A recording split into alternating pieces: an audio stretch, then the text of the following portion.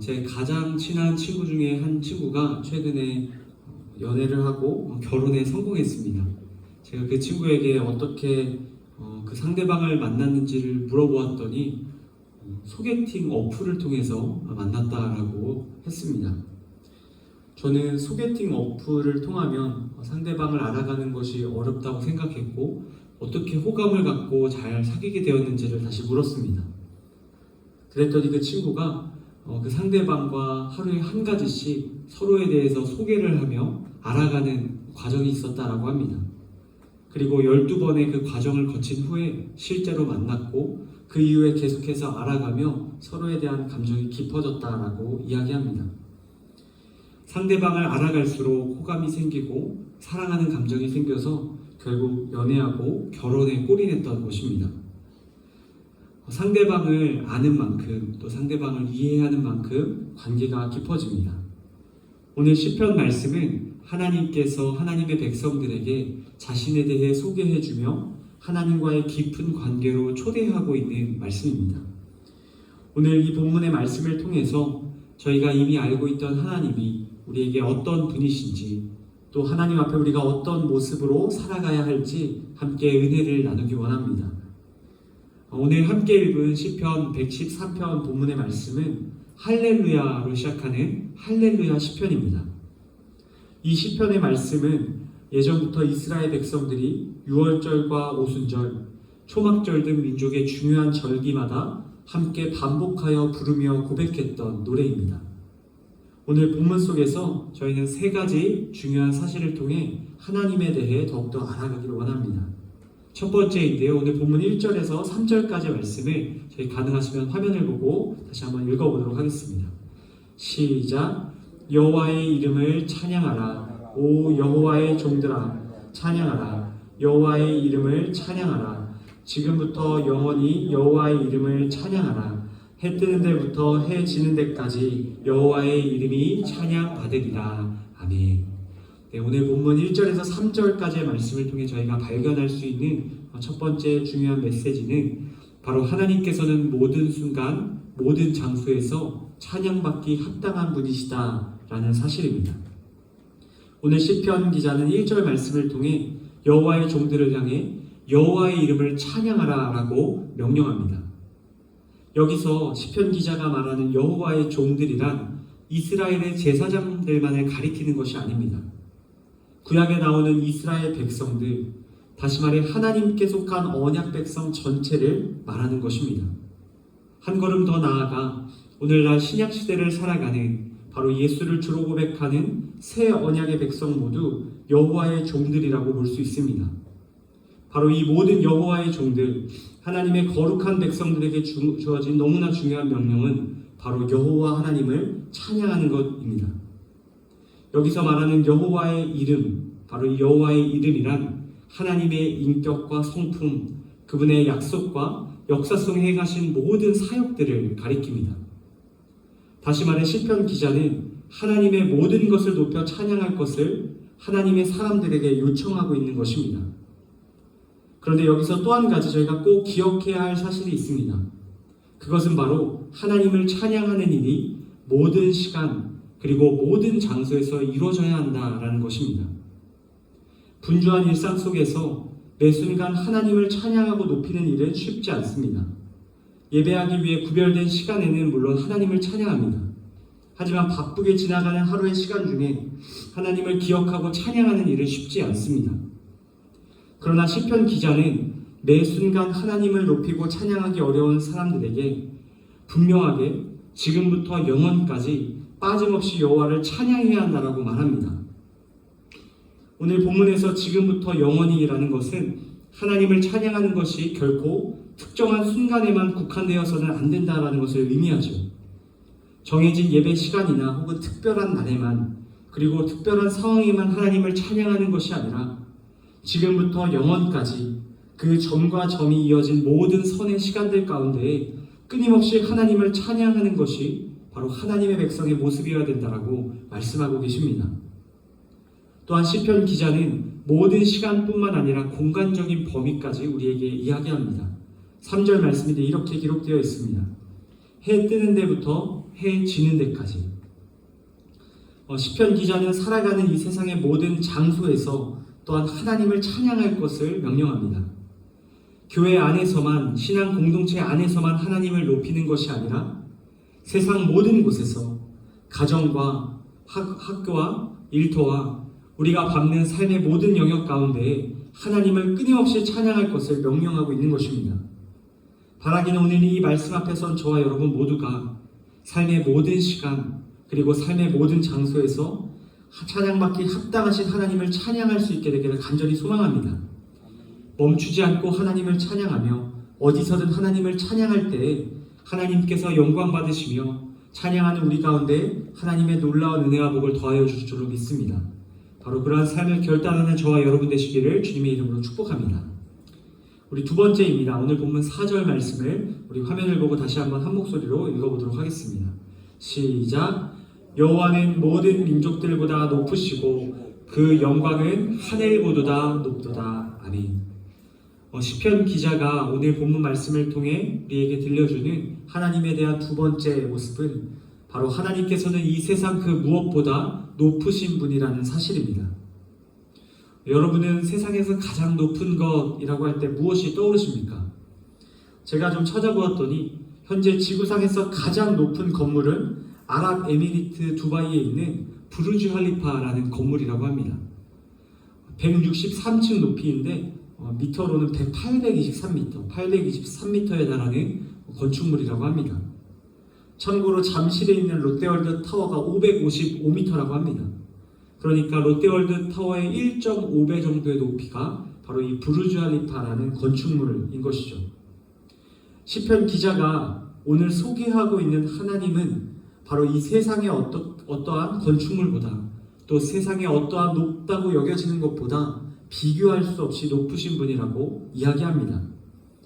바로 그 사실을 오늘 기자는 여호와 하나님께서 모든 민족들보다 높으시며 세상 그 어떠한 왕들보다 높으시다라고 표현하고 있습니다. 또한 그분의 영광은 하늘보다도 높다라고 이야기합니다. 세상 그 무엇과도 비교할 수 없이 높고 위대하신 분이 바로 하나님이시다라는 것입니다. 이 세상에는 하나님보다 높아 보이는 것이 참 많습니다.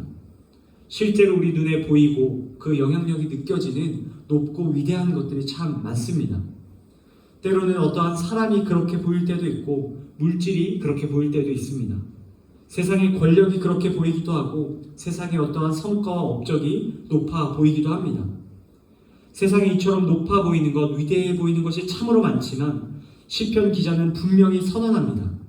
여호와 하나님보다 높은 것은 이 세상에 있을 수 없다라고 말입니다. 여기서 높다라고 표현한 히브리어는 단순히 공간적인 높음만을 뜻하지 않습니다. 이것은 하나님의 절대적인 권위와 주권을 포함하고 있는 높음입니다. 다시 말해 하나님께서는 모든 것의 왕으로 군림하고 계시며 모든 것을 통치하시는 가장 높은 분임을 강조하고 있는 것이죠. 사랑하는 성도 여러분, 그렇습니다. 하나님께서는 모든 것 위에 계시며 모든 것을 다스리시는 분이십니다. 세상 그 어떠한 권세도, 세상 그 어떠한 사람도, 세상 그 어떠한 능력도 모두 하나님 아래에 있다는 사실을 기억하실 수 있기를 바랍니다.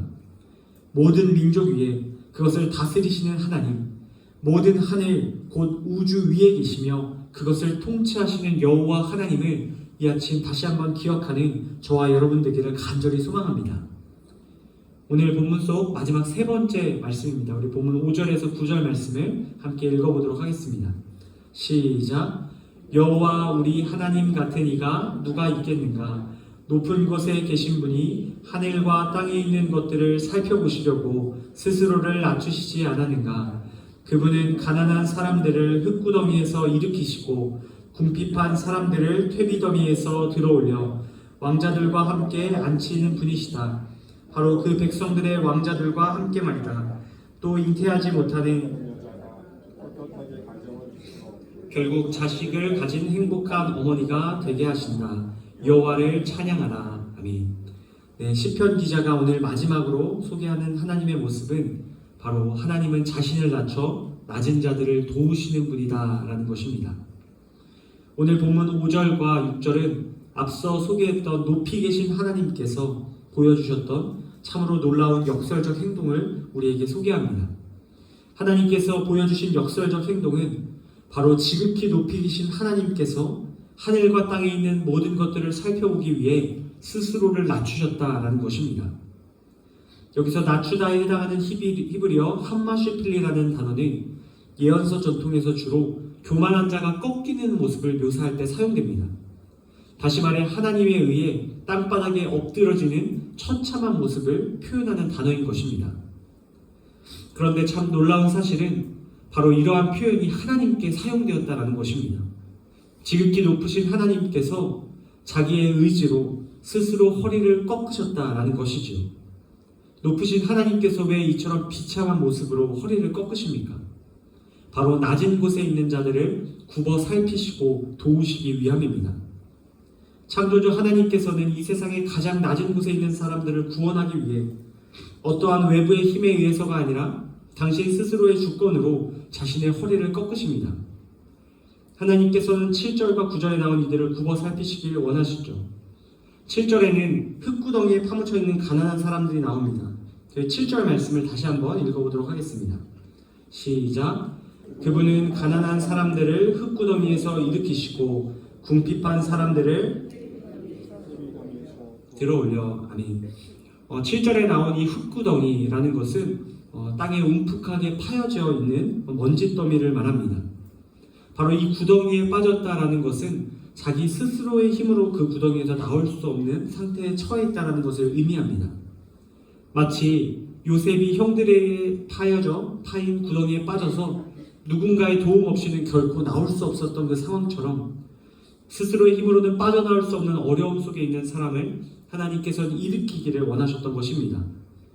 또한 하반절에 기록되어 있던 퇴비더미도 마찬가지입니다. 퇴비더미로 번역된 아시포트라는 단어는 당시 마을 외곽의 쓰레기장에 짐승과 인간의 배설물로 온갖 오물이 섞여 있는 오물더미를 가리킵니다. 이 퇴비더미에 있는 사람들은 단순히 경제적인 어려움과 궁핍함을 넘어 사회에서 완전히 버림받아 인간 이하의 취급을 받는 사람들을 뜻합니다. 시편 기자는 이처럼 하나님께 철저히 그리고 사람들에게 철저히 소외받은 사람들을 돌보시고 그들을 끌어올리길 원하시는 분이라고 소개하고 있는 것입니다. 여러분, 이처럼 흙구더미와 퇴비더미에 빠진 사람들을 들어올리기 위해서 하나님께서 감수하시는 것은 바로 그 구덩이 안에 들어가시는 일이었습니다. 하나님께서 예수 그리스도를 통해 그 일을 실제로 행하시죠. 스스로 비천에 처하심으로 흙구덩이와 퇴비더미에 빠진 우리를 건져주셨던 것입니다. 예전에 한 영상을 본 적이 있습니다. 지하철 선로에 떨어진 아이를 구하기 위하여 어떠한 남자가 뛰어내려가는 장면이었습니다. 그 남자는 그 아이의 부모도 아니었고 처음 본 아이였습니다. 그러나 남자는 기차가 들어오기 직전에 아이가 떨어지는 것을 보고 스스로 그 밑으로 내려가 생명을 걸고 아이를 구해내는 모습을 보여줍니다. 여러분, 하나님께서 스스로를 굽어 낮추신 것은 바로 이와 같은 것입니다. 스스로 비천에 처하시고 허리를 꺾으심으로 그 흙구덩이와 퇴비더미로 가장 먼저 내려가신 것과 같습니다. 하나님께서는 그곳에 있는 이들을 건지길 원하실 뿐만 아니라 오늘 8절 말씀에 기록된 것과 같이 행하십니다. 우리 8절 말씀인데요. 우리 다시 한번 읽도록 하겠습니다. 시작. 왕자들과 함께 앉히는 분이시다. 바로 그 백성들의 아멘. 오늘 8절 말씀을 보면 하나님께서는 흙구덩이와 퇴비더미에서 들어올리고 일으키신 사람들을 왕자들과 같은 자리에 앉히신다라고 말합니다. 세상적인 논리에 의하면 흙구덩이와 퇴비더미에서 나온 사람은 세상의 권세자들, 세상에서 높임받는 자들과 함께 하는 것이 불가능해 보입니다. 그러나 하나님께서는 그 흙구덩이와 퇴비더미에서 빠져있던 사람들을 구원하실 뿐만 아니라 그들의 지위를 높여 세상에서 인정받는 자들이 되게 하실 수 있다라고 시편 기자는 말하고 있는 것입니다. 하나님께서는 바로 이처럼 낮은 자를 높이시고 하나님의 영광을 받게 하시는 분이신 줄로 믿습니다. 끝으로 9절 말씀에 나오는 잉태하지 못하는 여자라고 번역된 아케라트라는 단어는 뿌리를 뽑다, 짐승의 힘줄을 끊다라는 파격적인 단어입니다. 시편 기자가 말하는 잉태하지 못하는 여자는 단순히 생물학적 불임을 넘어 후사가 없어 가문의 생명을 끊어지게 만드는 사람을 뜻합니다. 당시 문화 속에서 이러한 여인은 사회적 존재 가치가 완전히 소멸된 상태를 가리킵니다. 바로 이런 여자, 사형 선고를 받은 것이나 다름없는 완전한 수치를 당한 여자를 하나님께서는 생명을 허락하는, 생명을 이어주는 자로 만드시겠다고 또한 약속하고 계십니다. 오늘날 이 세상 속에서 바로 이 생명이 끊어진 여자와 같은 삶을 살아가는 사람들이 있습니다. 생명의 뿌리가 완전히 뽑히고 그 힘줄이 끊어진 것과 같은 상황 속에 있는 사람들이 있습니다. 그 어떠한 소망도 가질 수 없는 절망 가운데 눈물을 흘리며 살아가는 그런 사람들에게 하나님께서는 내가 너에게 생명을 허락하겠다라고 약속하고 계십니다. 하나님께서는 이처럼 흙구덩이와 태빗더미 그리고 생명이 끊어진 모든 소망이 사라진 사람들을 건지시고 구원하시는 분이신 줄로 믿습니다. 바로 이러한 하나님, 자신을 낮춰 어려운 가운데 있는 이들을 돌보시고 구원하시는 그 하나님을 나의 하나님으로 고백하는 저와 여러분 되시기를 간절히 소망합니다. 사랑하는 성도 여러분, 오늘 말씀을 정리하고 있습니다. 오늘 시편 113편의 말씀을 통해 저희는 세 가지 중요한 하나님에 대한 사실을 깨닫습니다. 첫째, 하나님께서 모든 순간, 모든 장소에서 찬양받기 합당하신 분이십니다.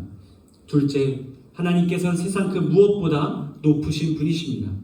셋째, 하나님께서는 자신을 낮춰 낮은 자들을 도우시는 분이십니다. 오늘 함께 살펴본 이 시편의 할렐루야 찬양을 기억하며 오늘 하루 모든 시간, 모든 장소 여호와를 찬양하며 지극히 높으신 하나님을 마음으로 입술로 높여드리는 저와 이곳에 계신 사랑하는 강동원 교회 성도님들 다 되시기를 예수님의 이름으로 간절히 축복합니다.